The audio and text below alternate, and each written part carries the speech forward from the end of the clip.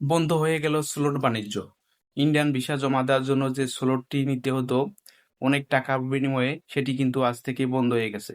অনেক দালাল চক্রের কাছ থেকে অনেক টাকার বিনিময়ে কিন্তু এই স্লটটি নিতে হতো, সেটি আজ থেকেই বন্ধ। আপনি নিজেই ঘরে বসে কিন্তু এই স্লট নিতে পারবেন খুব সহজেই। ৫টি ডেট দেওয়া হবে, ৫টি ডেটের মধ্যে আপনি ইচ্ছামতো চয়েস করে কিন্তু এই স্লটটি নিতে পারবেন খুব সহজেই। আগে কিন্তু এই স্লটের জন্য অনেকেই পাসপোর্ট জমা দিচ্ছিল না। অনেকেই কিন্তু অনেক টাকা পয়সা খরচ করছিল এই স্লটের জন্য শুধুমাত্র। তো সেটি আজ থেকে বন্ধ হয়ে গেছে। আপনারা অবশ্যই নিতে পারবেন ঘরে বসে। অল্প খরচে ইন্ডিয়ান ট্যুরিস্ট ভিসা লাগাতে পারবেন এবং ভারতে প্রবেশ করতে পারবেন। এই স্লট বাণিজ্যের ব্যাপারটা কিন্তু সংবাদ মাধ্যমে বারবার উঠে এসছে, হাই কমিশনের নজরে পড়ছে। যার কারণে স্লট বাণিজ্যটি কিন্তু বন্ধ করে দিল। এখন আপনারা ডেট নেবেন তো খুব সহজেই নিতে পারবেন।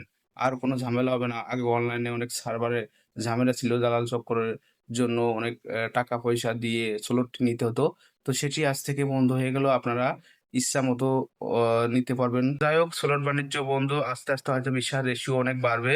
ভিডিওটি ভালো লাগলে লাইক, কমেন্ট, শেয়ার করবেন এবং চ্যানেলটি সাবস্ক্রাইব করবেন।